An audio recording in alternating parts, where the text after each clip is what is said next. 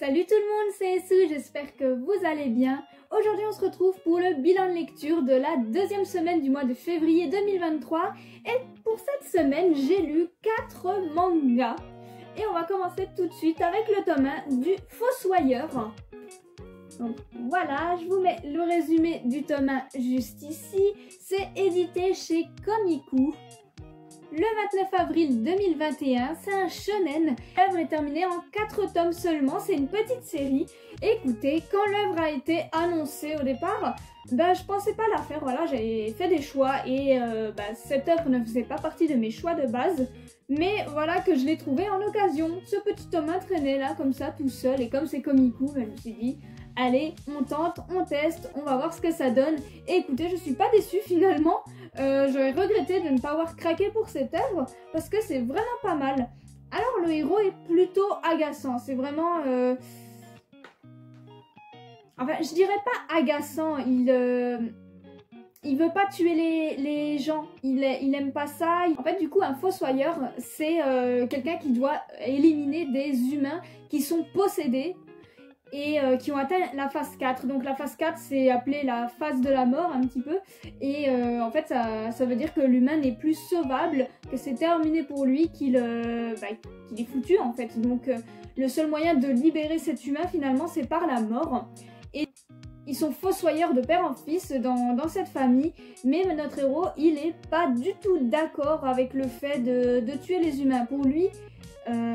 il y a potentiellement une autre solution. Il veut pas tuer les humains, il voudrait trouver une alternative, sauf que je ne sais pas s'il y en a une vraiment, peut-être qu'on verra dans les prochains tomes, mais en tout cas du coup il a été têtu, il a voulu n'en faire qu'à sa tête et résultat des courses, il se retrouve orphelin. Ouais, il y a toute sa famille qui meurt parce qu'en fait son père est maudit et du coup s'il il change pas régulièrement un sceau sur sa poitrine pour maintenir la malédiction, et il passe direct en phase 4 et c'est ce qui s'est passé. Le petit a voulu utiliser tous les sceaux alors que c'était interdit pour sauver les petits humains à droite à gauche en se disant mais si je leur mets des sceaux, et du coup ils vont pas changer de phase et du coup on n'aura pas à les tuer. Alors dans le principe, c'est plutôt intelligent comme façon de penser, c'est plutôt mignon. Mais bon, il faudra avoir des sauts à l'infini. Et ce sera un boulot monstre, quoi. Sauf que le truc, c'est que ces sauts, ils étaient un petit peu réservés à son père. Et lui, il n'était pas au courant pour la malédiction de son père.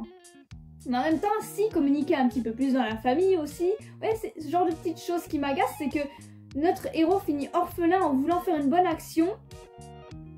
Mais au final, il n'avait pas tous les éléments non plus. S'il avait su que son père était maudit et qu'il utilisait ses sceaux pour se sauver, il n'aurait pas tout gaspillé. Son père ne se serait pas transformé, entre parenthèses, et il n'aurait pas tué tout le monde.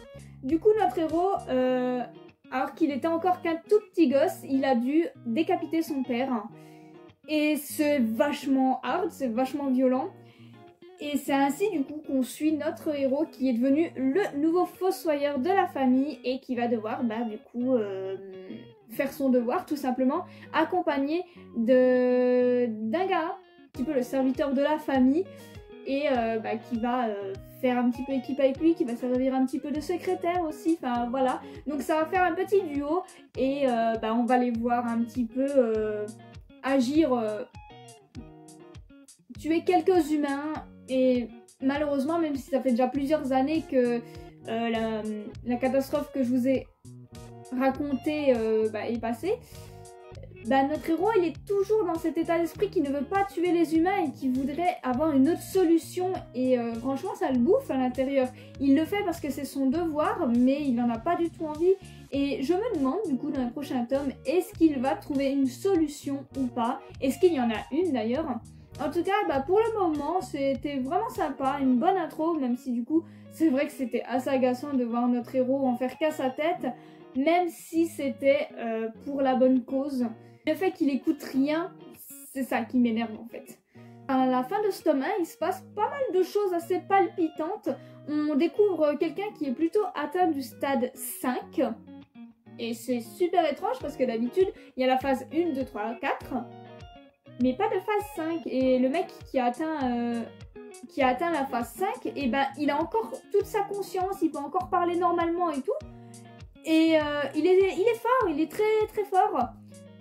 Et c'est vrai que du coup on n'était jamais tombé sur ce genre de cas, c'est assez spectaculaire. Et il y a aussi une sorte de pilule qui tourne et qui fait que la personne passe direct en phase 4.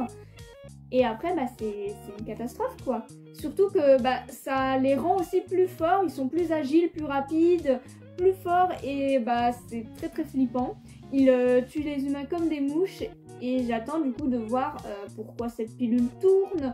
Est-ce qu'ils vont réussir à arrêter cette catastrophe? Et est-ce que notre héros va réussir à trouver une solution pour ne plus tuer les humains? Ou est-ce qu'il va juste faire une raison? En tout cas, ce tome-là était vraiment très très sympa à lire. C'est une bonne découverte. Et les dessins sont vraiment pas mal.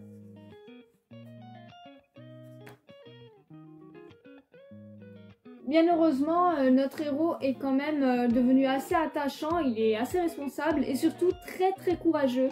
Parce que vraiment, il donne tout pour son entraînement, il donne tout pour faire son rôle, même s'il n'en a pas envie. Et franchement, c'est plutôt admirable.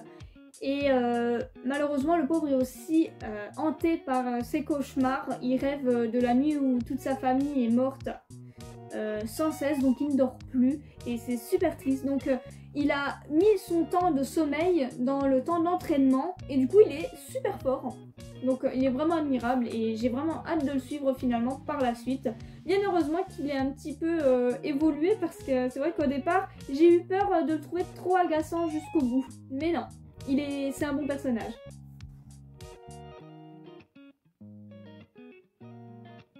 On passe ensuite au tome 10 et 11 de Otaku Otaku. Otaku Otaku, c'est édité chez Kana le 12 novembre 2021 pour le tome 10. C'est un josei et l'œuvre est terminée en 11 tomes, hein, comme on le voit avec la petite étiquette là. Et écoutez, Otaku Otaku, j'ai commencé l'œuvre avec l'animé, je crois. J'avais bien aimé cette petite saison. Et du coup, je me suis pris les mangas. Les mangas sont tous très très très fins. Je sais pas si vous pouvez voir un petit peu. Mais l'épaisseur est très minime. Par contre, mais oh, j'adore ce manga. Mais vraiment, je l'adore. Il y a 3 couples. Au départ, il n'y en a qu'un qui est déjà formé. Ensuite, il y a eux qui se forment assez vite, hein, dès le tome 1, je crois, de manière assez random. Et ensuite, il y a eux qu'on va suivre petit à petit et qui vont petit à petit se mettre ensemble. Donc on suit 3 couples et ils sont tous vraiment liés, ils sont tous proches. Et ils ont tous des caractères bien différents et quelques passions un peu différentes. On a vraiment celle qui est fan de yaoi et qui en dessine d'ailleurs. On a celle qui adore le cosplay, celui qui adore les shoujo, les mangas, mais qui assume pas trop, celui qui est pro gamer à fond, celle qui est très très réservée et l'autre qui essaye de rentrer dans cet univers pour le découvrir et pour être plus proche des autres. Enfin, c'est super varié, il y a plein de personnages, ils sont tous super attachants. Franchement, il y a des moments drôles, il y a des moments touchants et c'est vraiment plein de petites tranches de vie qu'on nous montre de leur quotidien. On va même voir un mariage, des événements spéciaux, des rencontres, des larmes, des sourires, des moments attendrissants, des moments mignons, des déclarations, des disputes, il y a de tout en fait. C'est vraiment, on suit le quotidien de 6 personnes qui sont fans de manga, de cosplay, de jeux vidéo, de plein de choses. Tout dans l'univers un peu geek otaku. Et franchement, c'est génial. J'ai pas grand chose à dire de plus là-dessus. C'est juste génial. C'est on passe juste un bon moment. Ça se lit tout seul, hein. Justement, les tomes sont très fins et ça va à une vitesse incroyable. Les histoires se suivent plus ou moins. On a des fois des petites pages qui se suivent pas vraiment, qui sont des petites tranches de vie par-ci par-là. Mais on va dire que le gros fil conducteur se suit. Et c'est vraiment sympa, c'est vraiment cool. Les personnages sont géniaux, sont attachants, on adore les suivre. Et j'étais vraiment triste finalement à la fin du tome 11 de devoir les quitter. Bien qu'il y ait quelque chose qui m'a un petit peu embêté à la fin du tome 11, c'est qu'on peut lire Alors là, en fait, on a une postface où en fait, l'auteur dit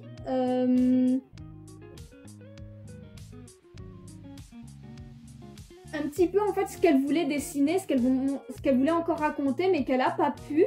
Du coup, elle nous a fait une sorte de petit résumé où on pouvait voir un petit peu ce qui aurait pu se passer, donc aussi potentiellement un petit peu le futur. Par contre, ça dit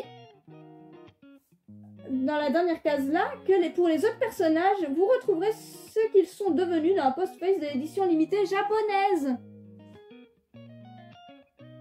Et nous, c'est juste ça qui m'a rendu un petit peu triste. J'aurais bien voulu savoir un petit peu ce que devenaient les autres personnages, moi, à travers d'autres postface. Pourquoi nous, on l'a pas? Voilà, c'est dans l'édition limitée japonaise, mais du coup, nous, que dalle, rien du tout, nada. Et c'est vrai que c'est finalement le seul petit truc qui me rend triste et qui me contrarie un petit peu. Mais sinon, c'est que du bonheur. C'est vraiment une très très bonne série. Et franchement, je vous la conseille, hein, tout simplement. Elle est géniale. Au départ, on a même des petites pages un petit peu en couleur et c'est super joli, regardez. On voit leur enfance, même des fois, enfin... Il y a vraiment un peu de tout et c'est juste top. Et comme c'est trop chou. Les dessins, je les trouve magnifiques aussi. Franchement, je suis passée par plein d'émotions devant cette œuvre et c'est juste un énorme plaisir.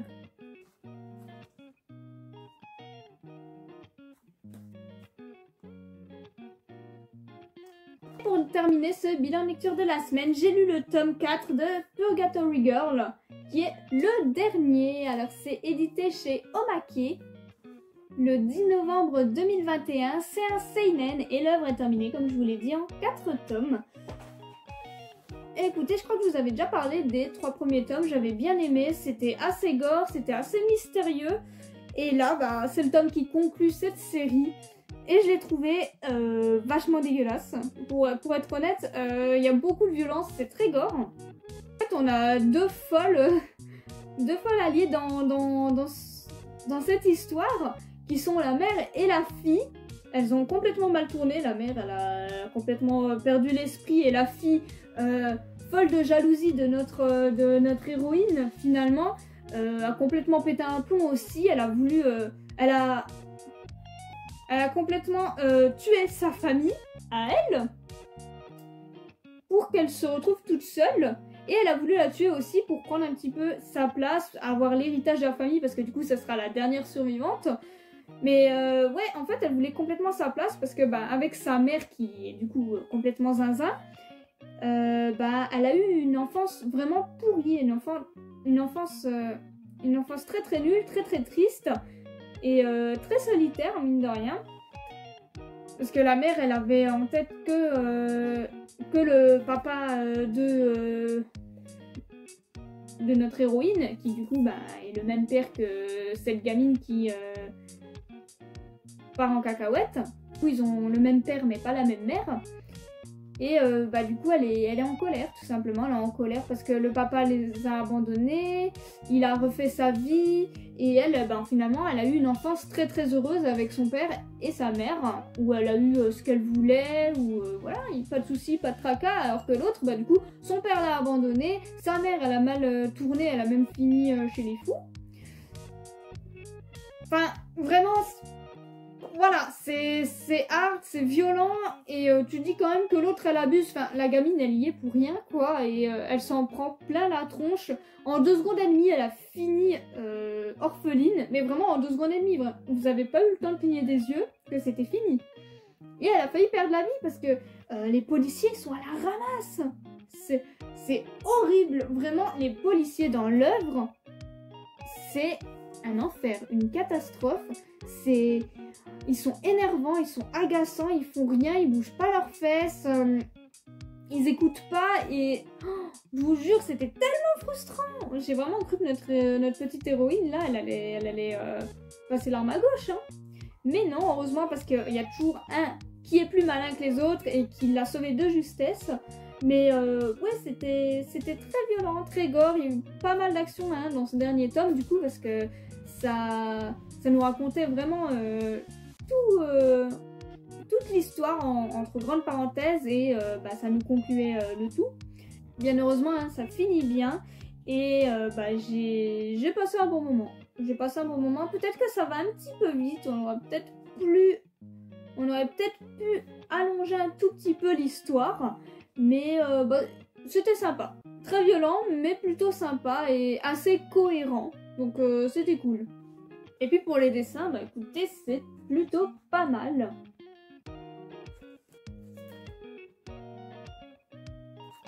Bon, juste par contre, hein, la gamine qui a mal tourné, du coup, était un petit peu dans l'excès. Alors, de base, je trouve totalement qu'elle est dans l'excès, hein, parce que